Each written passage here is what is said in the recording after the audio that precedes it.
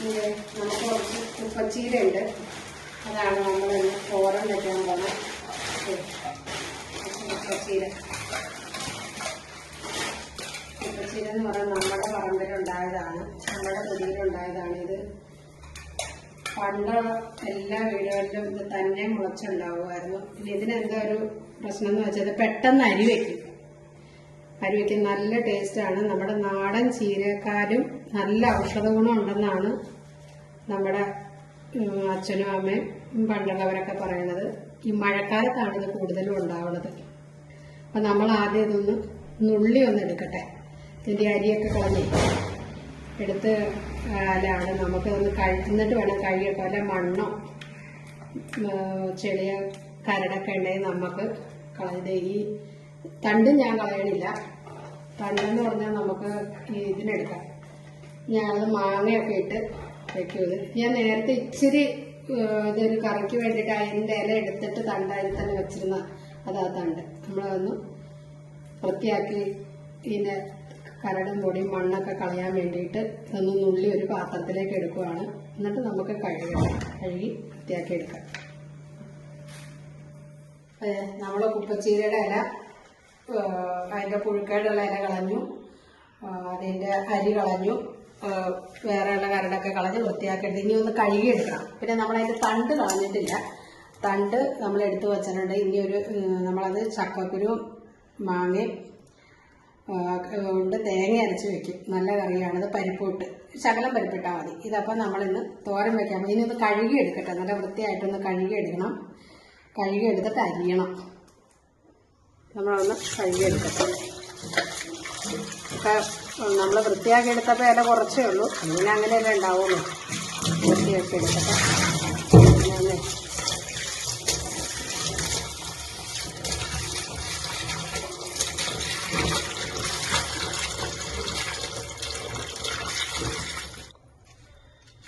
അതെ, നമ്മൾ വൃത്തിയായി കഴുകി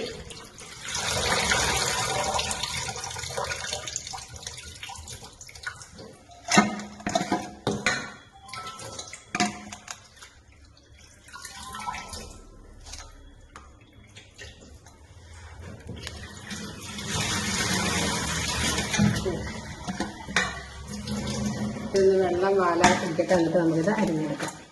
നമ്മളിത് ശകലം പരിപ്പിട്ടാണ് തോരൻ വെക്കുന്നത്. കാരണം ചക്കക്കുരു ഇല്ല. ചക്കക്കുരു അതിന് ഏറ്റവും നന്നായിട്ട് ഇതാണ്. ശകലം പരിപ്പേ ഇടുന്നുള്ളൂ. അതൊന്ന് കഴുകിയെടുക്കാം.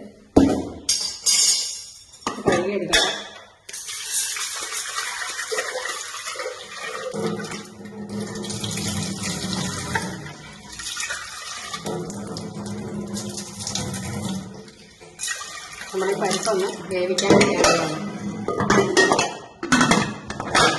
ഇത് പരിപ്പ് അടുപ്പത്തേക്ക് വേവിക്കാം.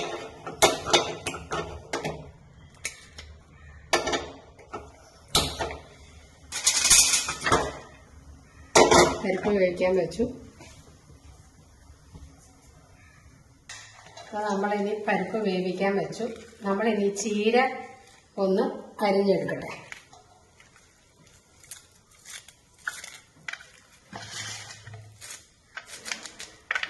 എന്ത് ചീരയാണിത്, നന്നായിട്ട് അരിഞ്ഞു വെക്കുന്നുണ്ട്.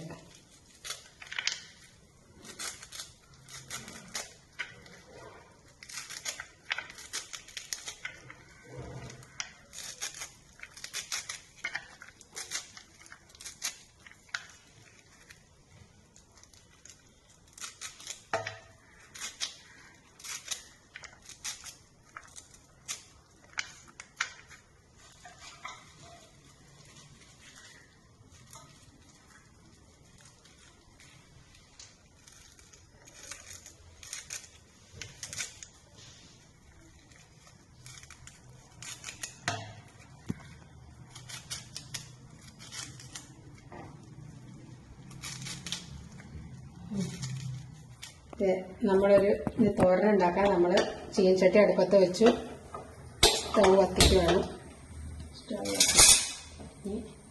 വെളിച്ചെണ്ണ ഒഴിച്ചു കൊടുക്കുക.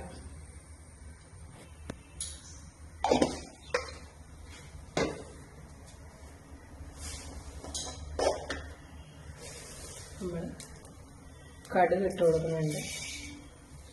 മുളകിട്ട് കൊടുക്കാം.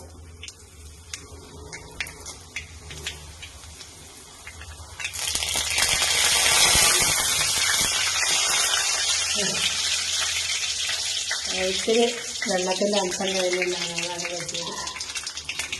ഇത് നമ്മൾ ഉള്ളി ചതച്ച് വെച്ചിട്ടുണ്ട്. നമ്മൾ ഉള്ളി ഇട്ട് കൊടുക്കുകയാണ്.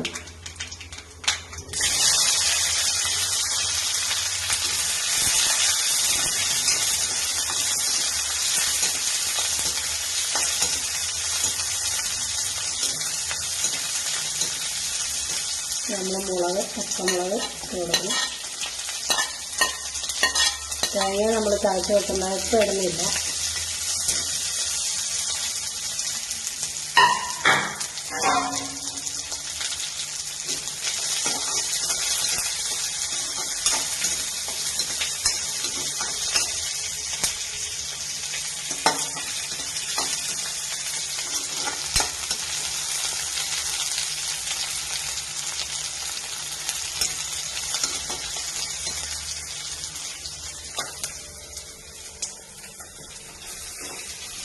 നമ്മൾ ഈ ചീര അത് ഒരുവിധം വാടിയിട്ടുണ്ട്. ഇനി നമ്മൾ ഈ അരിഞ്ഞു വെച്ച് ചീര ഇട്ട് കൊടുക്കുവാണ്.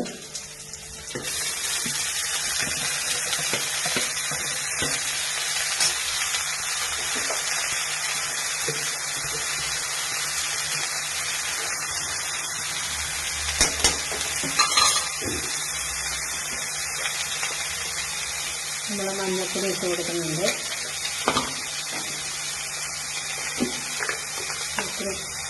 ശകലം നമ്മൾ മുളക് പൊടി ഇട്ട് കൊടുക്കണം.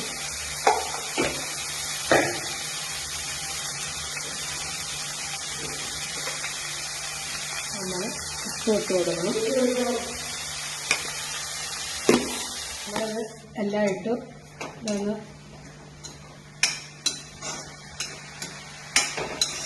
നമ്മൾ അടച്ച് വയ്ക്കുകയാണത്. അപ്പോഴത്തേക്ക് നമ്മൾ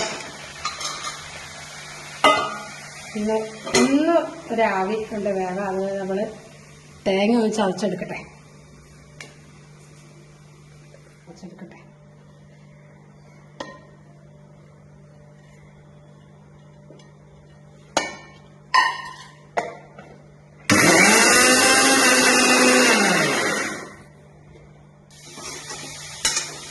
നമ്മളിതിലേക്ക് പരിപ്പ് ചേർത്ത് കൊടുക്കുകയാണ്.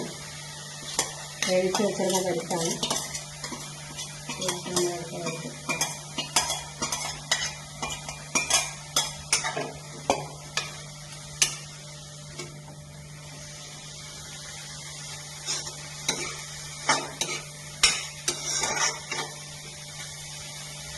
ഇപ്പം സാധാരണ ചീര വെച്ചാൽ കട്ട കെട്ടി കിടക്കും ഉണ്ടയായിട്ട്. ഇത് നല്ല വെറുവറാന്ന് കിട്ടിയിട്ടുണ്ട്. നമ്മൾ കാരണം എന്താണെന്ന് വെച്ചാൽ നമ്മളെപ്പോഴും ഇലക്കറികൾ വയ്ക്കുമ്പോൾ വെള്ളം മുഴുവൻ പോയിട്ട് വാർന്നു പോയിട്ട് നമ്മൾ ആ ഇല അരിയാവുള്ളൂ. തന്നെയല്ല, ഞാൻ ആദ്യം ഒന്ന് അടച്ചു വെച്ചു. അതൊന്ന് ആവി അതിലേക്ക് വരാൻ വേണ്ടിയിട്ടാണ്. എന്നിട്ട് നമ്മൾ അടപ്പ് മാറ്റണം. അപ്പോൾ ആ കയറിയ ആവിയിലിരുന്ന് വെന്തോളും. ചീരയില ഒരിക്കലും കട്ട പിടിക്കില്ല. വെറുവറാന്ന് കിട്ടിയിട്ടുണ്ട്. ഇനി നമുക്ക് തേങ്ങ ഇടാം. തേങ്ങ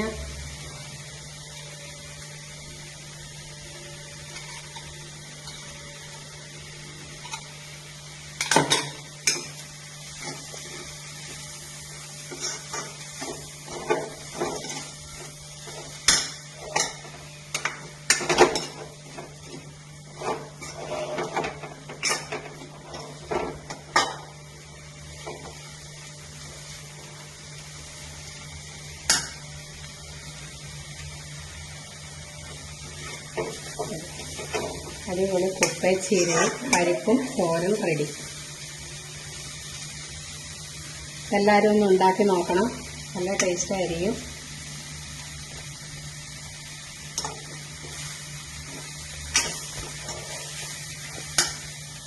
അപ്പോൾ അത് നന്നായിട്ട് കിട്ടിയിട്ടുണ്ട് ചീരത്തോരൻ. ഇനി അത് സ്റ്റൗ ഓഫ് ചെയ്യാൻ പോവാണ്. നമ്മൾ സ്റ്റൗ ഓഫ് ചെയ്താലും ആ ചൂടോടുകൂടി അവിടെ ഇരിക്കുക. എന്നിട്ട് ഇങ്ങനെ ഇളക്കി നമ്മൾ നിരത്തി അവിടെ ഇടുക.